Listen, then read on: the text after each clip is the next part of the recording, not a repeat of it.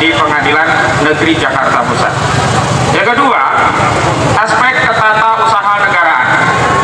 Ini sebenarnya tugas dari Presiden Prabowo Subianto.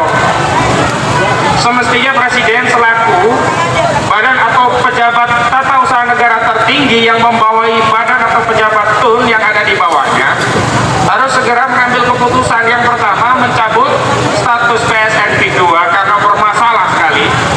Yang kedua, segera melakukan moratorium penghentian proyek PSN PIK 2 baik di wilayah PSN-nya maupun di luar wilayah PSN yang nyaru menggunakan dalih PSN untuk merampas tanah rakyat dengan dalih ini proyek negara. Padahal ini bukan proyek negara, tapi proyeknya Aguan, proyeknya Antoni Salim. Yang ketiga adalah aspek pidana. Aspek pidana ini ada beberapa.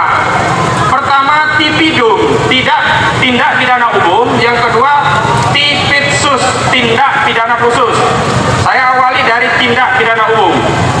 Hari ini Lurah Kohot Arsin, sekdesnya, juga 2 orang yang menerima kuasa itu sudah ditetapkan tersangka dan ditahan oleh Bareskrim Mabes Polri dalam perkara tindak pidana umumnya.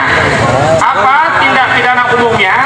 Jadi kasus pemalsuan dokumen atau memasukkan keterangan palsu dalam akta autentik sebagaimana diatur dalam pasal 263, 266 junto pasal 55 dan 56 KUHP.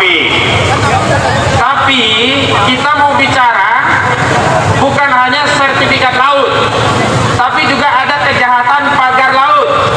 Sampai hari ini polisi masih takut untuk nangkap yang bikin pagar laut.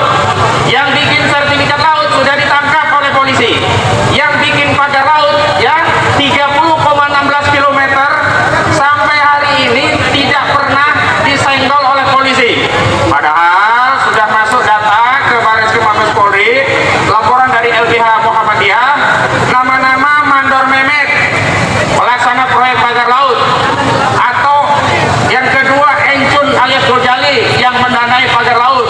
Yang ketiga, Ali Hanaf Ali Jaya, monster mafia tanah terkenal sekali ini, yang memang banyak jenderal-jenderal baik di TNI Polri dikendalikan oleh makhluk satu ini. Jangan-jangan polisi takut mengusut kasus pagar laut karena petinggi Polri sudah disuap oleh Aguan dan Antoni Salim. Allah Allah.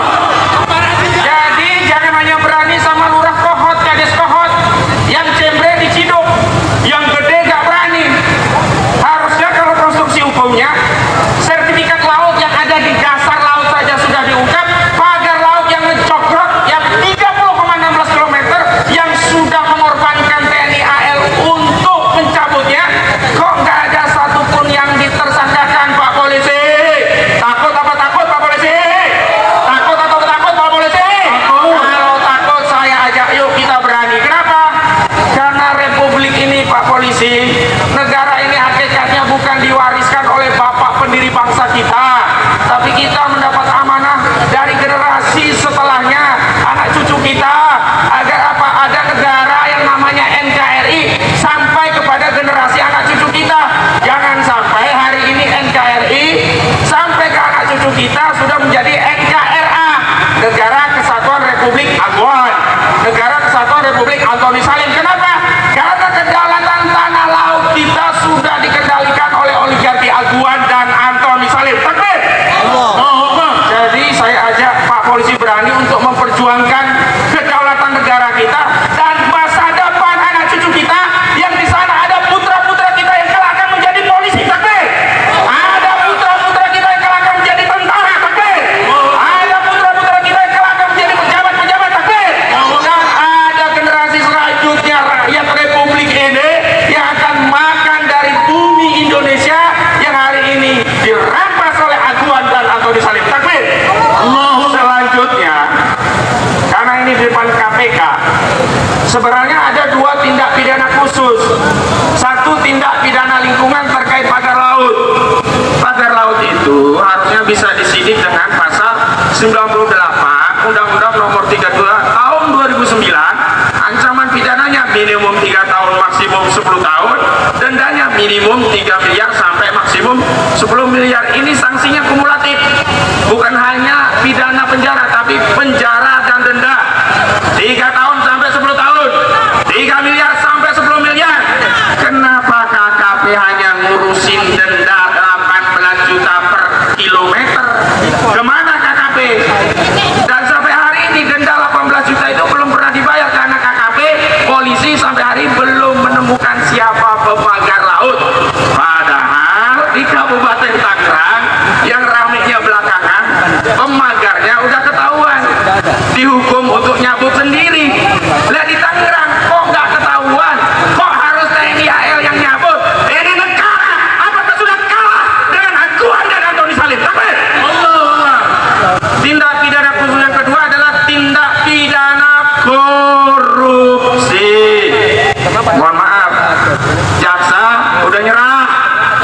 Jaksa Agung menyatakan mundur melawan korupsi Aguan dan Antoni Salim, termasuk Aguan dan Airlangga, termasuk Jokowi dalam kasus pagar laut.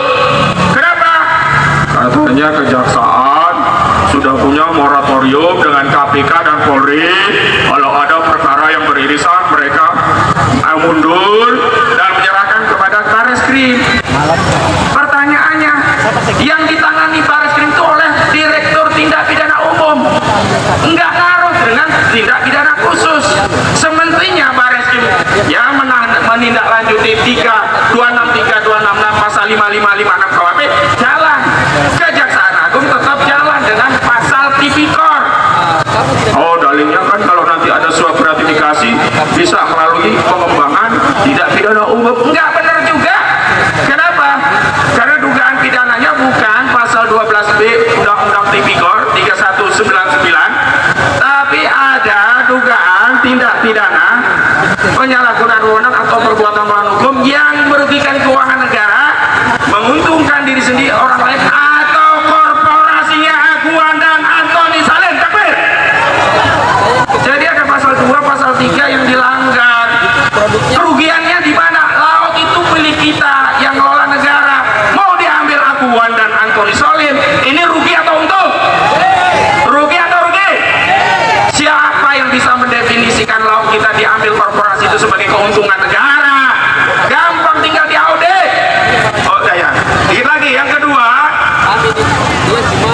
yang ketiga, tipikornya itu bisa pada penyalahgunaan wewenang. Apa? Jokowi menyalahgunakan menerbitkan PSN yang menyebabkan hutan negara 1.500 hektar dikasih cuma-cuma kepada Aguan. Kurang ajar. Jokowi kurang ajar, korupsi, menyalahgunakan wewenang. Maka kita rugi 1.500 hektar hutan yang dikuasai negara, hutan lindung mau dirubah menjadi hutan untuk kebutuhan proyeknya PIK 2 milik Aguan. Rugi apa rugi nih? Jadi sekali lagi, kalau Kejagung udah mundur, saya harapkan KPK berani jujur, itu hebat. Ya gimana berani jujur itu? Atau kalau KPK juga tidak menyentuh kasus Aguan dan Antoni Salim, maka KPK sama juga dengan Kejagung. KPK dibawa kendali Jokowi, KPK dibawa kendali oligarki, KPK dibawa kendali oligarki Aguan dan Antoni Salim. Takbir. Terakhir, kita harusnya punya negara yang bisa memikirkan nasib kita. Representasi negara